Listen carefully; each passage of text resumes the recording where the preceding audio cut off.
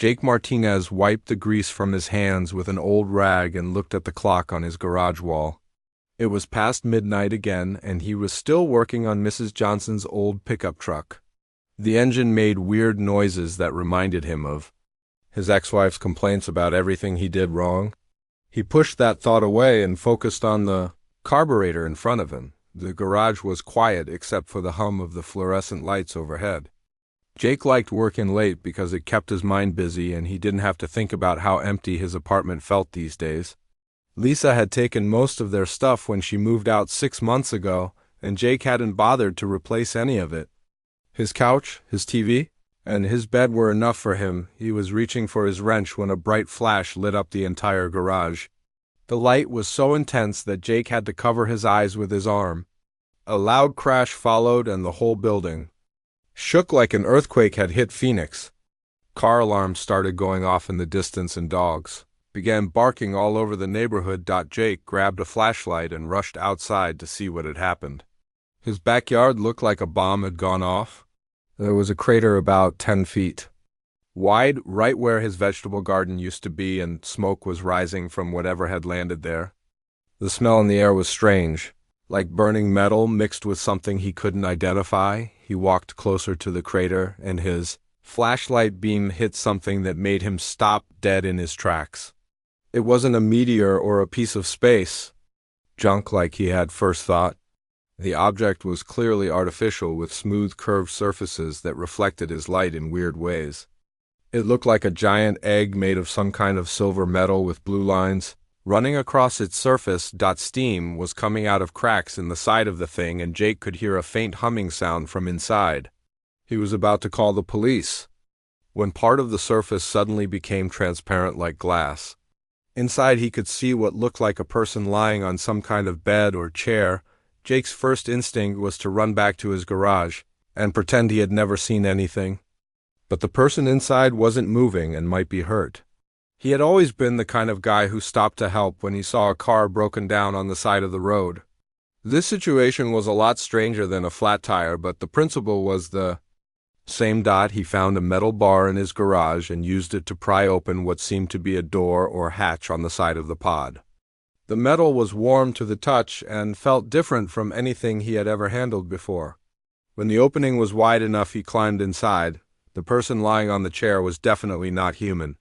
Her skin had a blue-silver color that seemed to shimmer in his flashlight beam, and her hair was white like fresh snow. She was wearing clothes made of the same material as the pod, and there were devices attached to her arms that blinked with soft lights. But despite the obvious differences, she looked enough like a human woman that Jake's protective instincts kicked in. She was breathing, but it was shallow, and there was a cut on her forehead that was bleeding some kind of silver liquid. Jake had basic first aid training from his time in the National Guard, and he could see she needed help. He carefully lifted her out of the pod and carried her toward his apartment. She was lighter than he expected, and her skin felt warm despite its strange color. As he carried her across his backyard, he noticed that some of the devices on her clothes were making soft beeping sounds. He hoped that was a good sign and not some kind of alien distress signal that would bring more visitors. Jake's apartment was small and simple, with just the basics he needed. He laid her down on his couch and got his first aid kit from the bathroom. He wasn't sure if human bandages would work on alien wounds, but it seemed better than doing nothing. As he cleaned the cut on her forehead, the silver blood stopped flowing, and the wound began to close on its own. While he was working one of the devices on her wrist started glowing brighter and making different sounds. Suddenly, a voice came from it speaking words he didn't understand. The woman's eyes opened, and she looked around in confusion before focusing on Jake's face. "Where am I?" she said in heavily accented English. Her voice was softer than he had expected, and there was something musical about the way she spoke. "You're in Phoenix, Arizona?" Jake said slowly. "On Earth. You crashed in my backyard, and I brought you inside. Are you hurt anywhere else?" She tried to sit up and winced. "My ship was damaged in the attack. I set the pod to find the nearest safe landing zone. I did not expect to find intelligent life on this planet." "Yeah, well, surprise," Jake said with a weak smile. "We're full of surprises down here." What's your name? She looked at him carefully as if trying to decide whether to trust him. I am called Zara. What are you called human? Jake? Jake Martinez. And you can just call me Jake. Zara nodded and touched the device on her wrist. It made some adjustment sounds, and when she spoke again, her English was much clearer.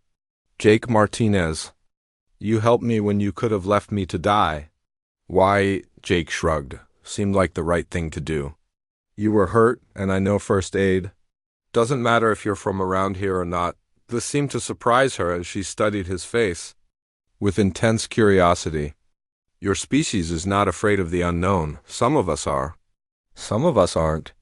I work on engines all day, so I'm used to figuring out how things work even when they're new to me. Speaking of which, that pod of yours is pretty impressive. What kind of engine does it run on? For the first time since she had woken up, Zara smiled. You are interested in the technology. I'm interested in how things work, always have been. But right now, I'm more interested in making sure you're okay. Are you hungry or thirsty or anything? Zara touched another device and it scanned her body with a blue light. My injuries are healing and my body chemistry is stable. I should be able to return to normal function within a few of your days. Good, you can stay here until then. The couch pulls out into a bed and I've got plenty of food. Just don't expect anything fancy. She looked around his simple apartment and then back at his face. You would allow a stranger to remain in your dwelling. You're not exactly a stranger anymore. Besides, you're hurt and you need help. My mom would kick my butt if she found out I turned away someone who needed help. Zara was quiet for a moment. Your mother taught you to help others, among other things. She always said that how you treat people when they can't do anything for you shows what kind of person you really are. Something about this statement seemed to have a strong effect on Zara. She looked at Jake with an expression he couldn't quite read. Your mother was wise, Jake Martinez. Yeah, she was. Now let's get you settled in, and tomorrow we can figure out what to do about that pod in my backyard before the neighbors start asking questions. Jake woke up the next morning to the smell of something burning in his kitchen. He jumped out of bed and ran to find Zara standing over his stove with a confused look on her face. Black smoke was coming from what used to be his frying pan, and the fire alarm was beeping loudly. I attempted to prepare morning nutrition, Zara said as Jake opened windows and waved a towel at the smoke detector. The heating device became more intense than expected. Jake looked at the ruined pan and couldn't help but laugh. It's called breakfast, and you turned the heat up too high. Here, let me show you. He threw out the burned mess and got another pan from the cabinet. See, this knob controls how hot the burner gets? Low heat for eggs, medium for most things, high for boiling water. Zara watched carefully as Jake cracked eggs into the pan and added some cheese. Your food preparation methods are quite primitive, but effective. Primitive maybe, but it tastes good, Jake said as he flipped the eggs. What do you normally eat? Nutrition tablets that provide all required vitamins and minerals, Zara replied. They are efficient and leave no waste. Sounds boring as hell, Jake said and handed her a plate of scrambled eggs. Try this. Zara took a small bite and her eyes widened. The flavor is much more complex than I expected. There are multiple taste sensations occurring simultaneously. That's the point of cooking. Food should be enjoyed, not just consumed. Jake sat down across from her with his own plate. So tell me about where you're from. Zara was quiet for a moment as she took another bite of eggs. I come from the Valdari Empire. We control systems across this section of the galaxy. My people are very advanced compared to your civilization. How advanced are we talking? We have mastered faster than light travel, energy manipulation, biological enhancement, and planetary engineering, Zara said. Your species has barely begun to explore your own solar system. Jake nodded as he ate. Yeah, we're still working on that, but we're getting there. So what brought you all the way out here to Earth? Zara's expression became more serious. I was fleeing from my homeworld. There are those who wish to use me for political purposes. What kind of political purposes? An arranged marriage to create an alliance between our empire and another powerful faction. Zara looked down at her plate. The male chosen for me is cruel and violent. I refuse to accept this fate. Jake felt anger rising in his chest. They were going to force you to marry someone you didn't want. It is common practice among the ruling class. Personal desires are considered less important than political stability. That's messed up, Jake said firmly. Nobody should have to marry someone they don't want to. Not for politics or money or anything else. Zara looked surprised by his reaction. You believe individuals should choose their own mates, of course. Love should be between two people who actually want to be together. Anything else is just wrong. Your species values personal freedom over social order. We try to anyway. We don't always get it right, but the idea is that everyone deserves to make their own choices. About their life, Zara stared at him for a long moment. You truly believe this? Absolutely. You shouldn't have to marry anyone you don't want to. Rich or poor, alien or human, it doesn't matter. Something changed in Zara's expression, and she seemed to relax for the first time. Since she had arrived? I have never met anyone who thought this way before, really. What about your friends back home? I do not have friends, Zara said quietly. I have advisors, servants, and guards. But no one who speaks to me as an equal. Jake felt sorry for her. That sounds lonely. I did not realize it was lonely until now, Zara said. You treat me as if my status does not matter. What status? Zara hesitated again. Jake, there is something about my identity that I have not told you. Okay, what is it? I am not just any citizen of the Valdari Empire. Zara took a deep breath. I am Princess Zara Veltar, daughter of Emperor Theron Veltar, who rules over 200 worlds and commands fleets that could destroy entire planets. Jake stopped eating and stared at her. You're a princess? Yes, my father is one of the most powerful beings in this galaxy. Jake was quiet for a moment, processing this information. Then he shrugged and went back to eating his eggs. Okay, so you're a princess. Still doesn't change anything. It does not change anything, Zara repeated in disbelief. Nope, you're still the person who tried to burn down my kitchen this morning. You're still someone who was running away from a forced marriage. Being a princess doesn't make you better or worse than anyone else. Zara stared at him like he had just said something impossible. Everyone I have ever met has either feared me because of my father's power or wanted something from me because of my position. Well, I don't want anything from you, and I'm not scared of you, Jake said. You seem like a decent person who got dealt a bad hand. Princess or not, you're welcome to stay here as long as you need to. Tears began forming in Zara's eyes, which Jake noticed had a slight silver tint to them. I do not understand why you are being kind to me, because kindness doesn't cost anything and everyone deserves to be treated with respect. Jake finished his eggs and stood up.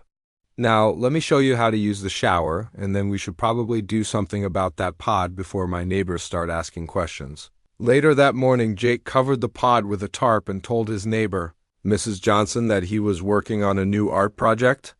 She seemed satisfied with that explanation and went back to watering her flowers. Jake spent the afternoon showing Zara how different things in his apartment worked. She was fascinated by everything from the television to the microwave and asked dozens of questions about human technology and culture. In return, she showed him some of her devices, including a medical scanner and a communication device.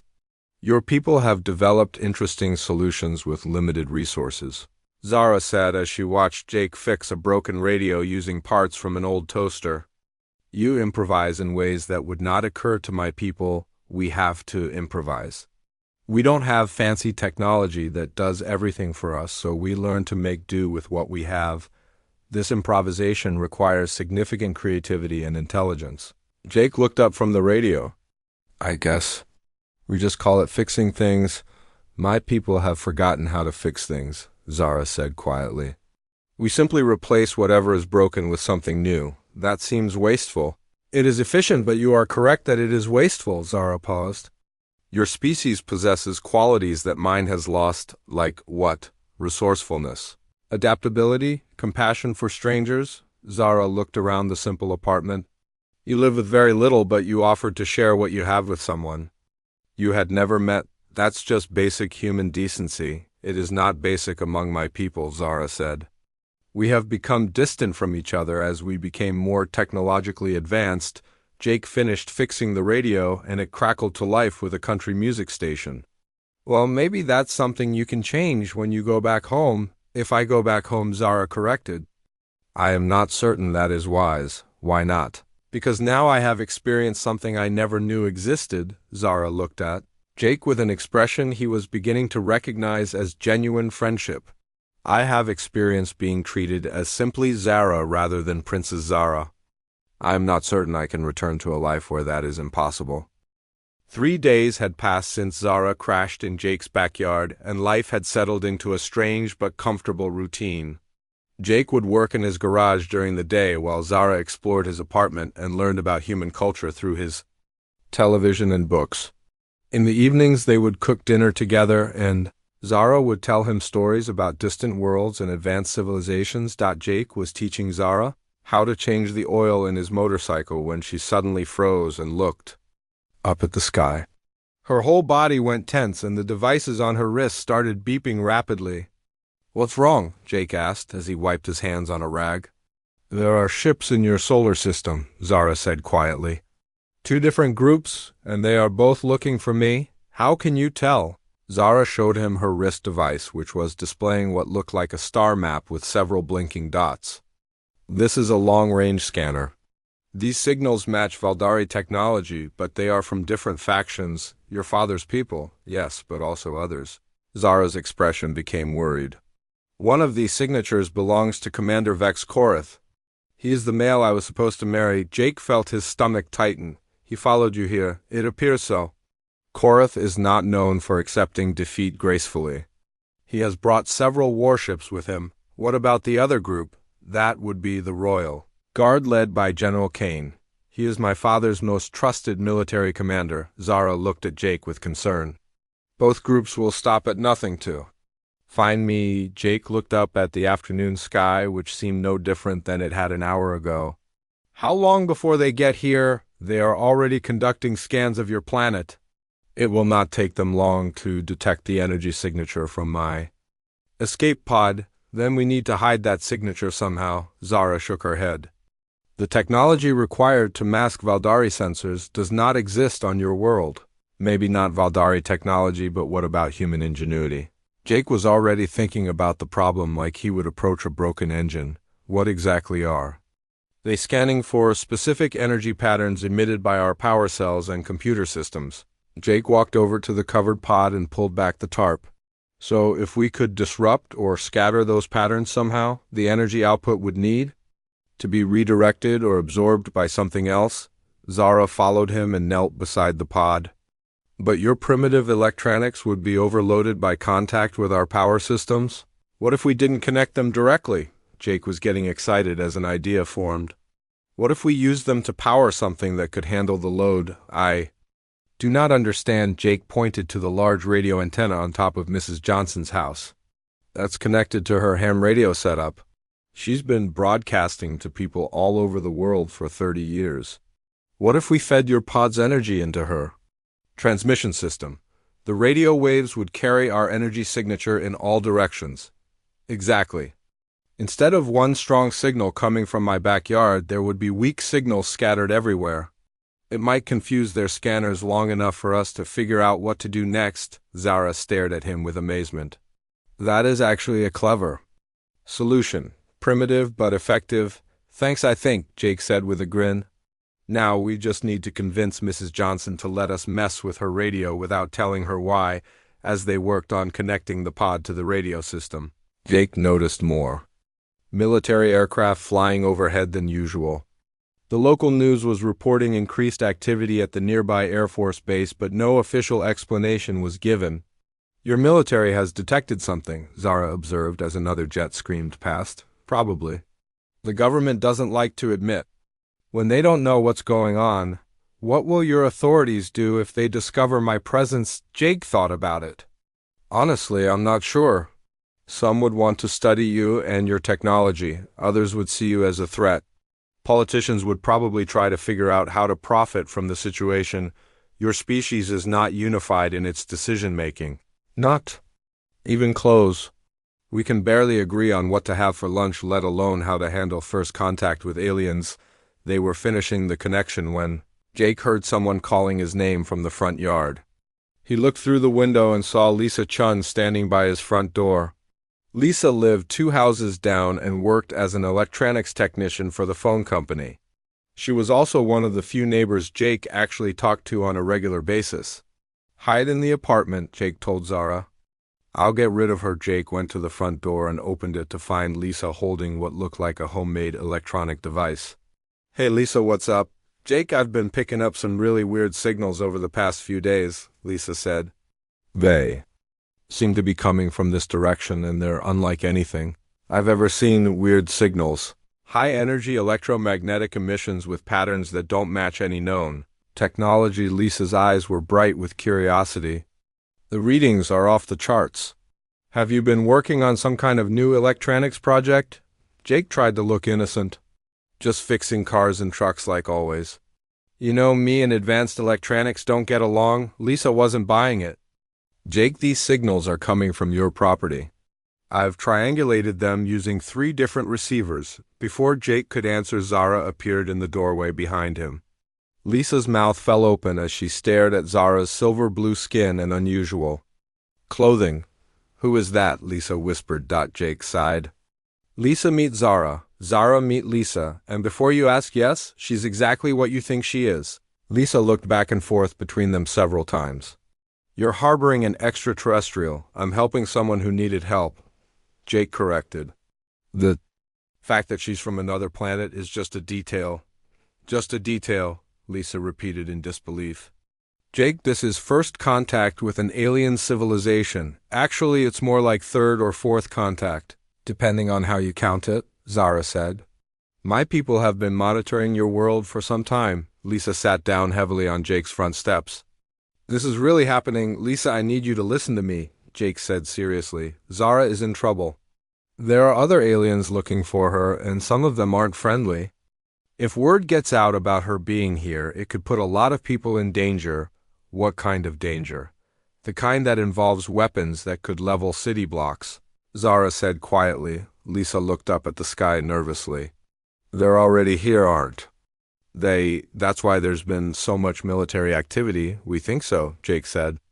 "We're trying to hide Zara's location, but we could use help from someone who understands electronics." Lisa stood up and brushed off her pants. "What do you need me to do?" "Help us modify some equipment to mask energy signatures," Jake said. "Think of it as the most important electronics project you'll ever work on. And possibly the last one if we screw this up," Zara added. Lisa looked at both of them and then nodded. "Okay, I'm in. But I want to know everything, and I mean everything." As the 3 of them walked toward the garage, Jake couldn't help but think that their small group felt stronger with Lisa on their side. They were going to need all the help they could get because somewhere above them alien warships were closing in and time was running out. The evening sky looked peaceful and normal, but Jake knew that was an illusion. Soon their quiet neighborhood was going to become the center of an interstellar conflict, and he hoped they would be ready for whatever came next. Jake was sleeping on his garage floor when the attack began. He woke to the sound of his windows rattling and a strange humming noise that seemed to come from everywhere at once. Red light was flashing through the cracks around his garage door, and when he looked outside he saw 3 dark ships hovering silently above his neighborhood. The ships looked like giant metal teardrops with no visible engines or windows. They were completely black except for lines of red light that pulsed along their surfaces. Jake had never seen anything more terrifying in his life. "Zara!" he shouted as he ran toward his apartment. "We've got company." Zara was already awake and standing by the window with her devices active. "Korath found us. His mercenaries are preparing to land." "What about your father's people?" "They are still several hours away." Zara's face was grim. "We are on our own." Lisa came running from her house carrying a backpack full of electronic equipment. "Jake, those ships just appeared out of nowhere." "My equipment is going crazy. We need to get somewhere safe," Jake said, but even as he spoke he knew there was nowhere to run. The ships were positioned to cover the entire area and more were probably on the way. Beams of light shot down from the ships and 6 figures materialized in Jake's backyard. They looked similar to Zara but larger and more muscular with darker skin and armor that covered most of their bodies. Each one carried weapons that glowed with the same red light as their ships.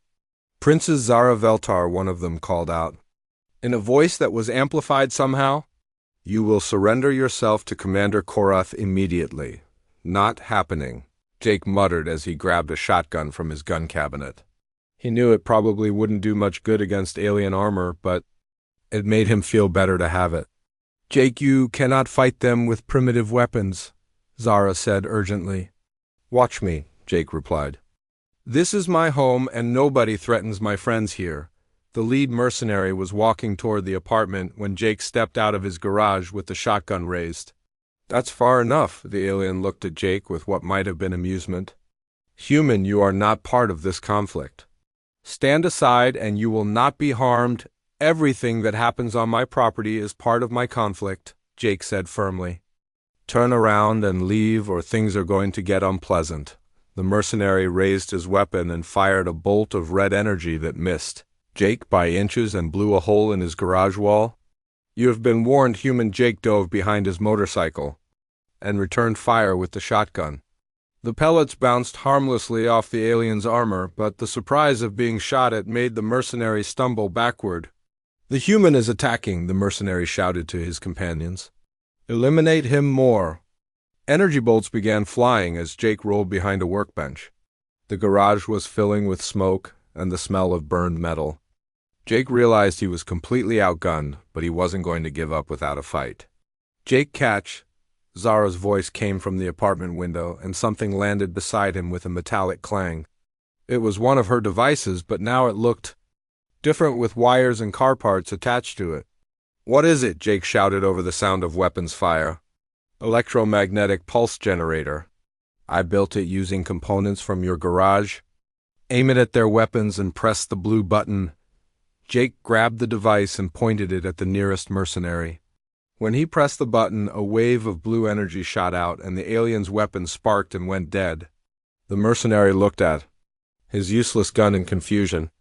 "Their armor has shielding, but their weapons are vulnerable to focused electromagnetic pulses," Zara called out. "I learned this from studying your primitive but effective electronics." Jake grinned and took aim at another mercenary. Sometimes primitive is exactly what you need. The fight was turning in their favor when more ships appeared overhead. These ones were different, with silver hulls and blue lights instead of red.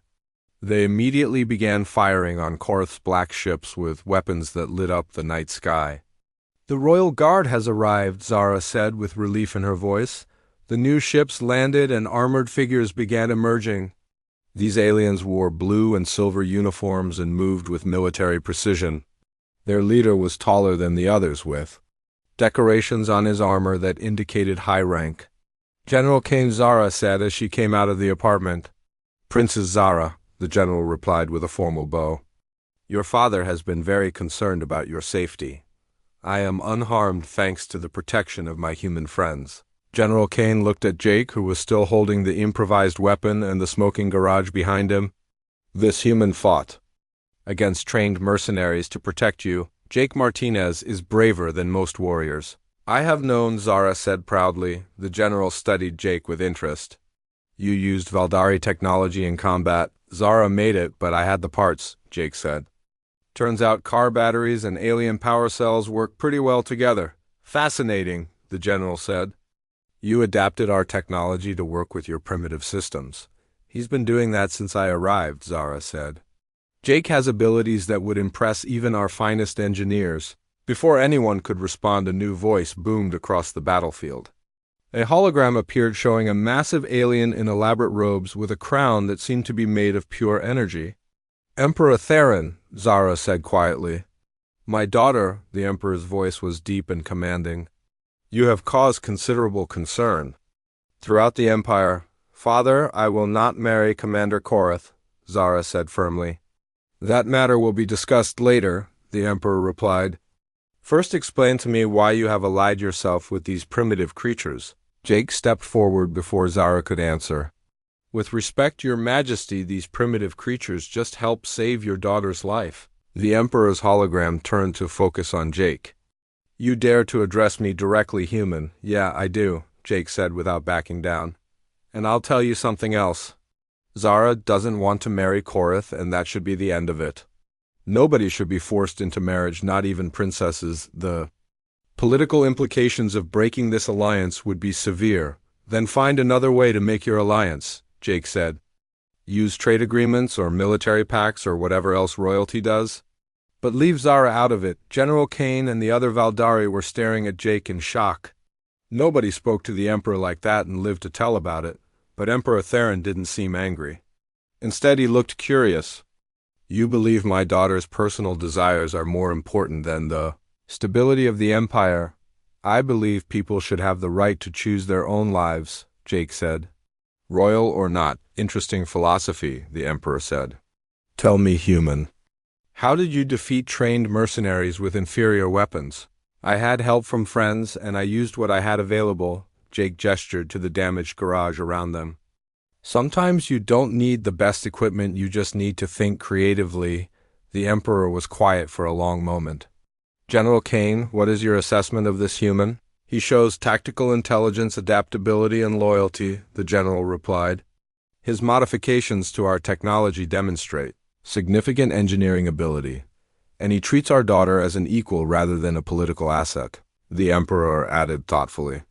Father Jake has shown me qualities that I have never seen in any Valdari, Zara said. He values friendship over power and creativity over convention. Emperor Theron studied Jake's face through the hologram. Perhaps it is time for the Empire to learn from these humans rather than dismiss them as primitive. Jake felt hopeful for the first time since the ships had appeared. Maybe they could find a solution that would keep everyone safe and let Zara make her own choices about her future. The standoff continued for several tense minutes with Korath's remaining mercenaries on one side and the royal guard on the other. Jake stood between them holding his improvised weapon and wondering if this was how his life was going to end. Then he had an idea that was either brilliant or completely insane. Commander Korath, Jake called out loudly.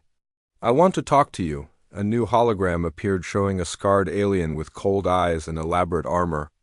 This was clearly someone who was used to getting his way through violence and intimidation. Human, you are not part of this discussion, Korath snarled. Actually, I am, Jake said. See, you want to marry Zara to prove you're tough enough to be her. Husband, right, the alliance requires this union. But what if there was a better way to prove your strength, Jake continued.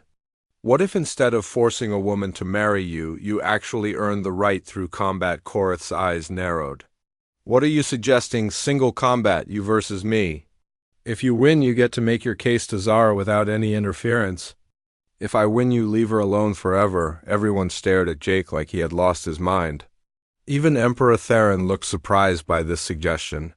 Jake, you cannot fight him, Zara said urgently. He has advanced weapons and armor, yeah, but he also has a massive ego, Jake replied. And guys with massive egos make stupid decisions. Korath was clearly considering the offer. You would challenge me to honorable combat? Sure, but we do it. My way on my terms? What terms? Jake grinned. No weapons. No armor? Just hand-to-hand combat in my garage? First one to give up or get knocked out loses. You must be joking, Korath said, but Jake could see he was interested. I am twice your size and strength. Then it should be easy for you to win, Jake said. Unless you're scared of fighting someone. Without all your fancy equipment, that did it. Korath's face turned dark with anger.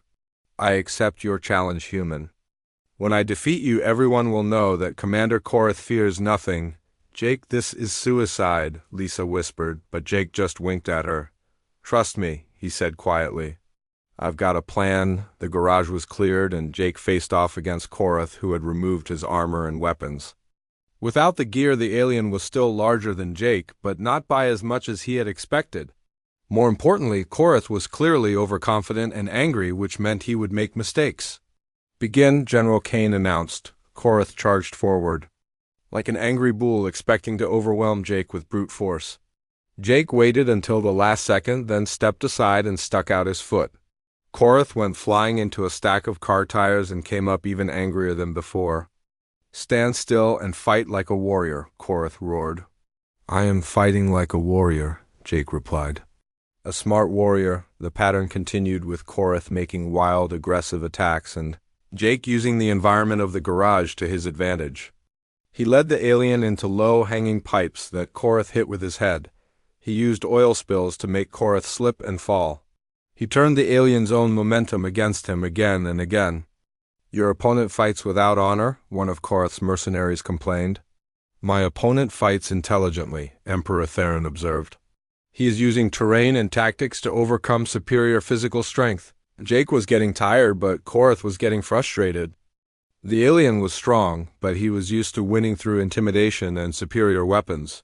He had never learned to adapt when things didn't go according to plan. Finally, Jake saw his opportunity. Korath charged again, and Jake grabbed a wrench from his workbench. Instead of hitting the alien with it, he threw it so that Korath would instinctively try to catch it. When Korath reached up, Jake swept his legs, and the alien went down hard, hitting his head on the concrete floor. Korath tried to get up, but he was dazed and unsteady. Jake stood over him with another wrench, ready to strike if necessary. "Do you yield?" Jake asked. Korath looked around at all the faces watching him. His own mercenaries looked embarrassed, and the royal guard looked impressed. Emperor Theron was studying Jake with obvious interest. "I yield," Korath said quietly. "Good, Jake." Helped the alien to his feet. "Now keep your word and leave Zara alone." Korath nodded stiffly and signaled to his remaining forces. Within minutes, the black ships had departed, leaving only the royal guard and the Emperor's hologram. "Remarkable," Emperor Theron said. "You defeated a trained warrior using nothing but intelligence and creativity. I had home field advantage," Jake said modestly. "Plus, he was too angry to think straight. Nevertheless, you have demonstrated abilities that would be valuable to the Empire," the Emperor continued. "I would like to offer you a position as strategic advisor." Jake looked at Zara, who was smiling at him with pride and affection. "Thanks, but I like my life here on Earth. I've got a garage to run and friends to take care of." "Then perhaps we can arrange for the Empire to establish formal relations with your world," the Emperor said. "With you serving as cultural liaison? That sounds more interesting," Jake admitted. "But only if Zara gets to make her own choices about her future. My daughter has proven that she can take care of herself," the Emperor said. "The marriage alliance with Korath is ended. She may choose her own path." Zara stepped forward. "Then I choose to remain on Earth and establish the first Valdari embassy here. There is much our peoples can learn from each other." "And who would you recommend as your cultural advisor?" the Emperor asked with what might have been amusement. "Jake Martinez," Zara said without hesitation. "He understands both courage and compassion. He treats everyone as equals regardless of their status. And he has shown that human ingenuity can solve problems that our advanced technology cannot." Emperor Theron nodded slowly. "Very well. General Kane will provide you with whatever resources you need to establish this embassy. Jake Martinez, you are hereby appointed as official liaison between humanity and the Valdari Empire." "Do I get a cool title?" Jake asked. "How about Ambassador?" Zara suggested. "Ambassador Jake Martinez," the Emperor said formally. "Your first assignment is to help my daughter learn everything she can about human innovation and creativity." "I can do that," Jake said. "We'll start with teaching her how to cook without burning down the kitchen." Over the following weeks, Jake's garage became the unlikely center of interstellar diplomacy. Valdari scientists worked alongside human engineers to develop new technologies that combined the best of both worlds. Lisa became the first human to study advanced alien electronics, while Jake helped design hybrid systems that were more efficient than anything either species had created alone. The media attention was intense for a while, but eventually people got used to seeing aliens shopping at the local grocery store and eating at neighborhood restaurants. Zara became something of a celebrity, but she handled it all with grace and humor. Jake kept running his garage. But now he also worked on alien spacecraft and technology that most humans couldn't even pronounce. He never got tired of the challenge. And Zara never got tired of watching him solve impossible problems with ordinary tools and extraordinary creativity. Their friendship had grown into something deeper, but they took it slow and let it develop naturally. There was no political pressure or arranged marriages, just two people from different worlds who had found something special together on quiet evenings. They would sit on Jake's back porch and look up at the stars. Zara would point out her home world and tell stories about the places she had visited. Jake would talk about his dreams for the future, and how amazing it was that a simple mechanic from Phoenix had ended up as humanity's first alien ambassador. "Do you ever regret crashing in my backyard?" Jake asked one night. "Never," Zara replied. "That crash brought me the first real friend I ever had and showed me that the universe is full of possibilities I never imagined, even though it got you." "In trouble with your dad, my father learned something important too," Zara said. "He learned that sometimes the most primitive solutions are the most effective and that strength comes in many different forms." Jake nodded and squeezed her hand. The future was uncertain, but it was full of promise. Humans and Valdari were working together to solve problems that neither could handle alone. And somewhere out there among the stars, other species were watching and wondering if maybe these two unlikely allies had figured out something important about cooperation and friendship. It had all started with a simple act of kindness toward a stranger in need. Now it was changing the galaxy one small step at a time.